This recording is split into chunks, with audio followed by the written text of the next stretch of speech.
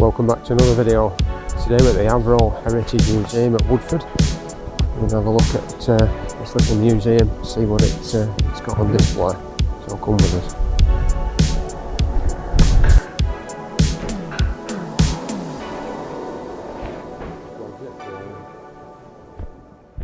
The Avro Heritage Museum is at the former Woodford airfield.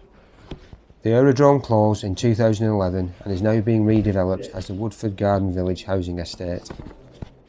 The museum is located in the former airfield fire station, which was extended and renovated to host a museum, with funding from BAE Systems as part of a deal to sell Woodford Aerodrome for redevelopment. Jet trainer. Will some of them be like what we saw in Wales? Well, jet trainer. That's an old version, isn't it? They are hawks. Woodford Airfield is 5 miles south of Stockport near Manchester. It originally opened in 1924 when aviation pioneer Elliot Vernon Rowe bought the land to enable the Avro Company to move its aeroplane assembly and test flying facilities from Alexandra Park Aerodrome in Manchester.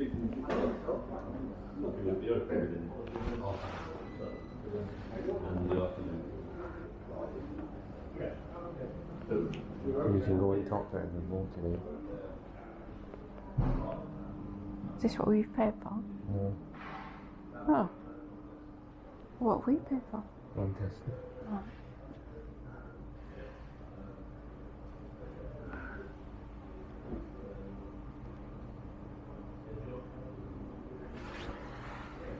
What's your head?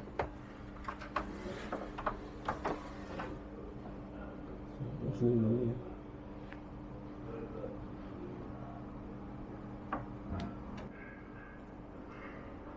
Please do not touch any switches or dials.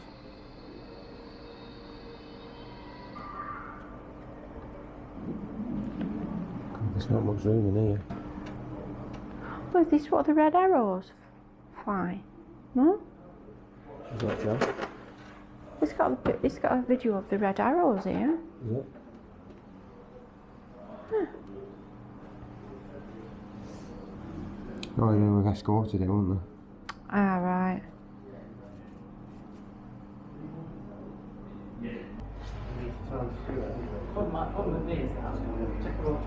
It's got a well-stocked shop.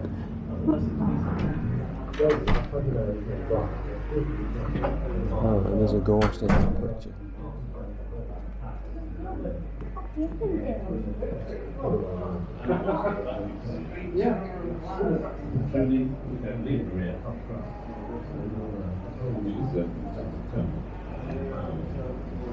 They're nice, aren't they?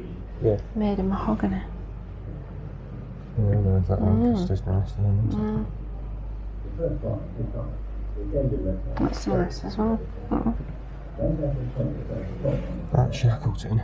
That's Yorkshire Museum's getting one. Mm.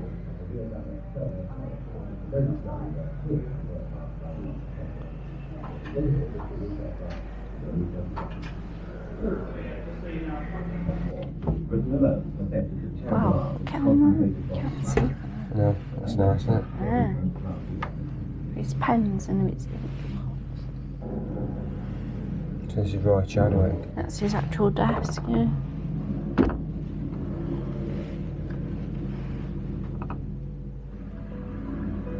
The first RAF bomber used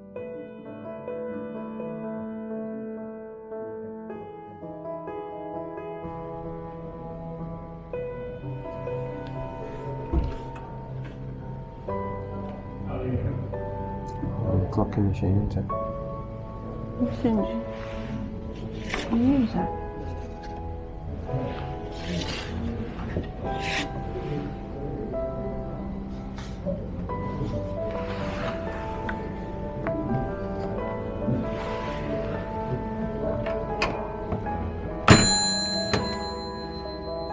I knew it said it was greenhouses.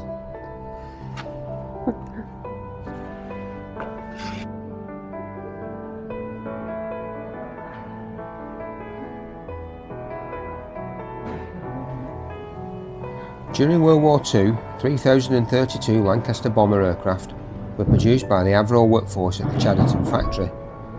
The Chadderton factory lacked an airfield, so the Lancasters manufactured at Chadderton were transported by road to Woodford Aerodrome for final assembly, testing and delivery. There's the Lancaster.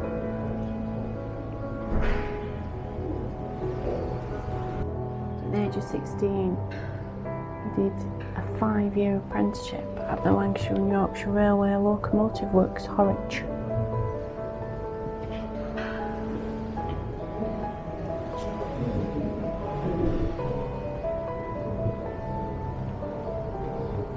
This is one of his planes, isn't it, here? Biplane.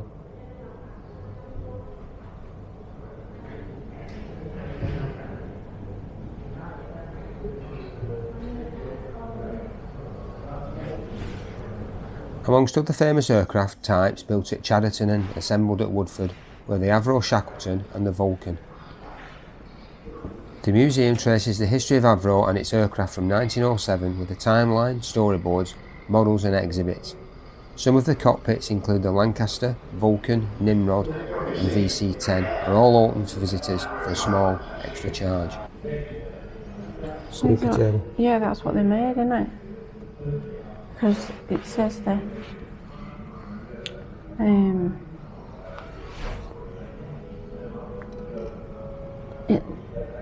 They had no orders. When did it say? At the end of the First World War. Can they snooker tables? This left, it says, by the end of the First World War, as one of the major aircraft manufacturers in Great Britain. However, the large government contracts were virtually cancelled overnight following the armistice.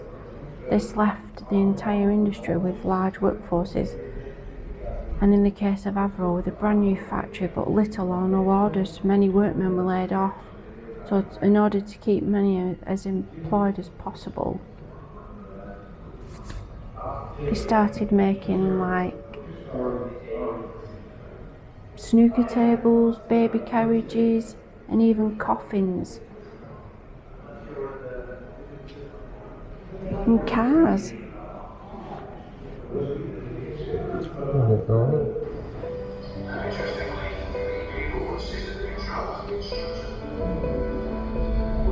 Tipped with metal.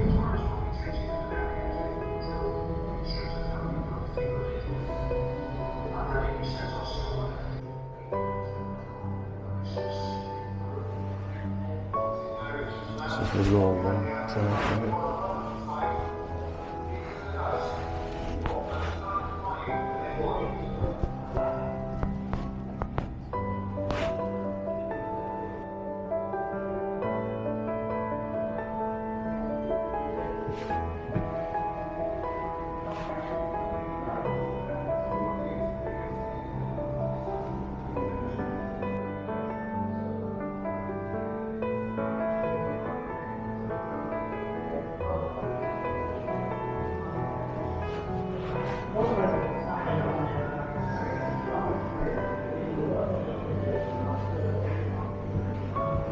Avro Anson.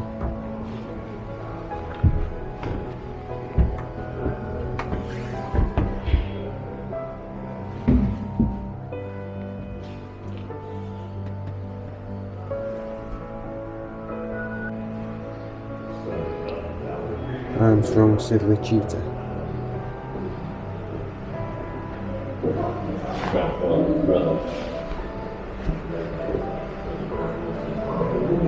Was it, had it crashed then? Recovered. Oh yeah, recovered from the Oxford aircraft, which crashed on Brown Knoll near Kinder Scout, Derbyshire, 28th of December 1945. The crew of 3 survived. Broken up by the RAF recovery crews, and the engines lay buried for the next 50 years until rediscovered by the landowner. The poor engine was recovered by members of the heritage team in 1989 and has since undergone rebuild to static display condition.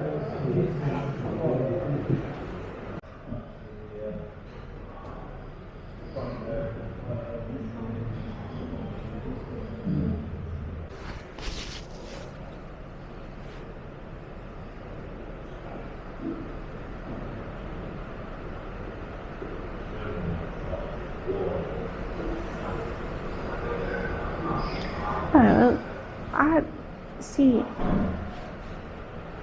It says there like the famous dam busters raid, but then it says on November the 12th, 1944 came one of the greatest triumphs. An aircraft from numbers 9 and 617 squadrons sank the giant German Tirpitz in Norwegian fjords using battleship, weren't it? using a 12 what is that? Tall boy. We've seen the tall boy at the other museum. Yeah. Yorkshire Museum. What about dropping on you?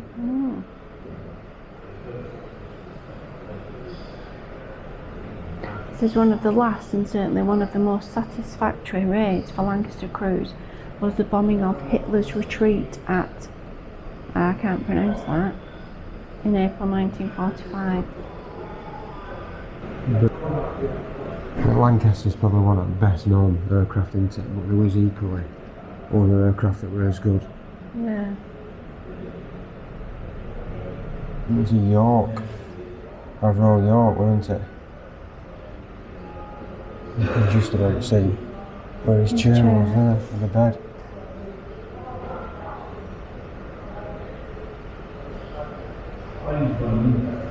And it's his chair.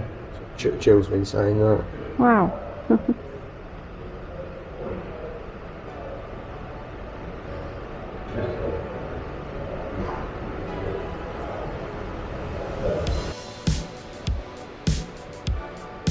Avro modified and adapted 24 Lancaster bombers to allow the Vickers 464 release gear to be installed in the bomb bay.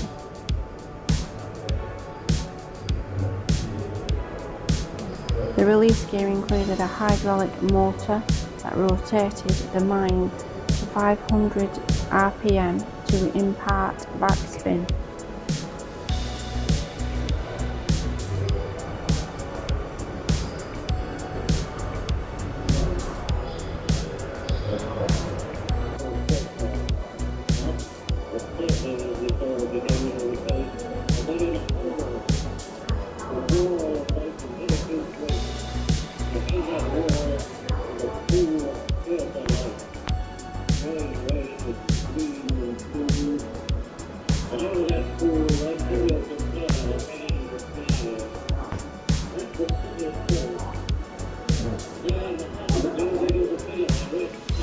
This will be this Vulcan in here, won't it?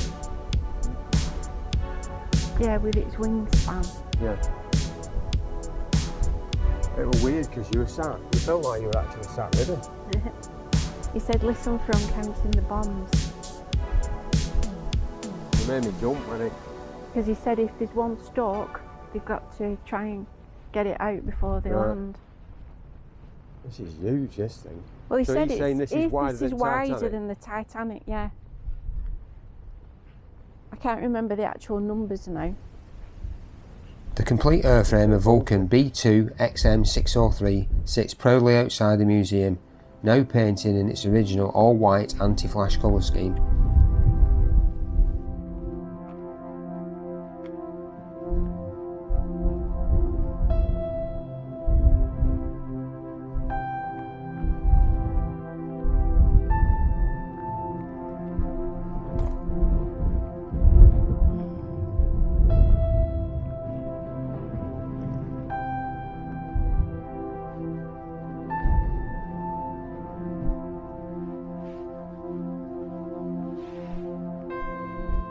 Everything out, that fishbowl thing, and well, I'm assuming there's something inside. Radar? What they spoke into and that. Yeah. Because of secrecy and everything. Right. And to check them all. A bit of a beast, isn't it, this one?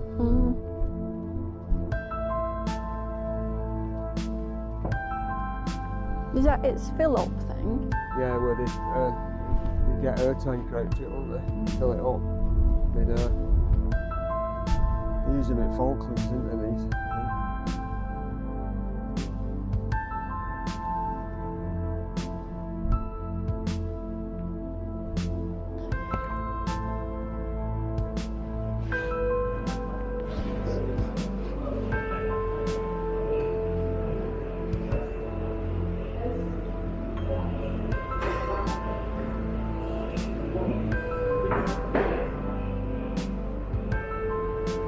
smells so lighter.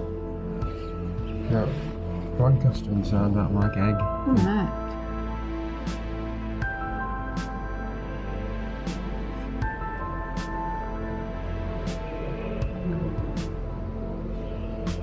What's that? Is that the Queen Mum?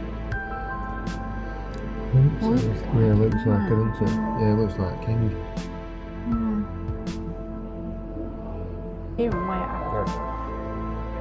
How many amount of bombs is missions or bombs? Yes, missions. And these, what were these? No. They were these. It's a replica, Yeah. but it's as close as you're ever going to get.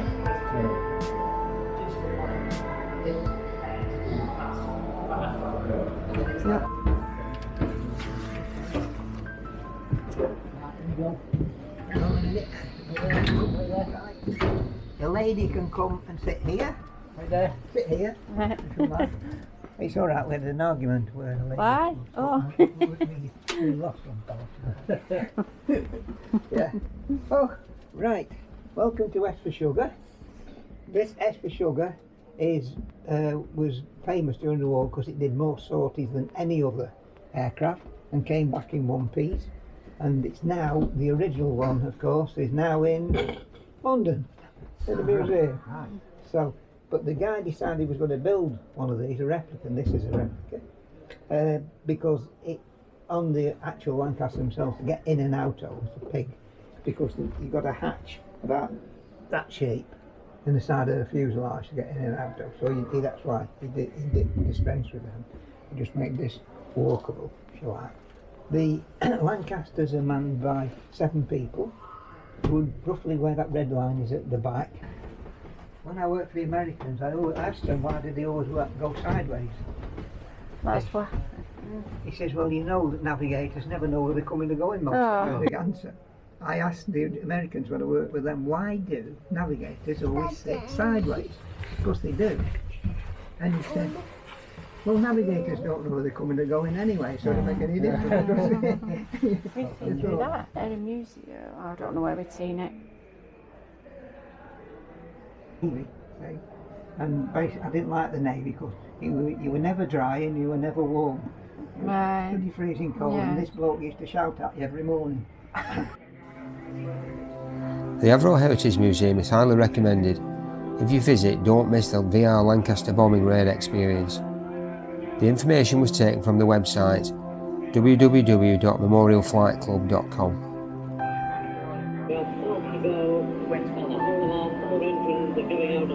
The museum is well worth a visit. The staff are very helpful, knowledgeable. There's also a cafe, toilets and free parking.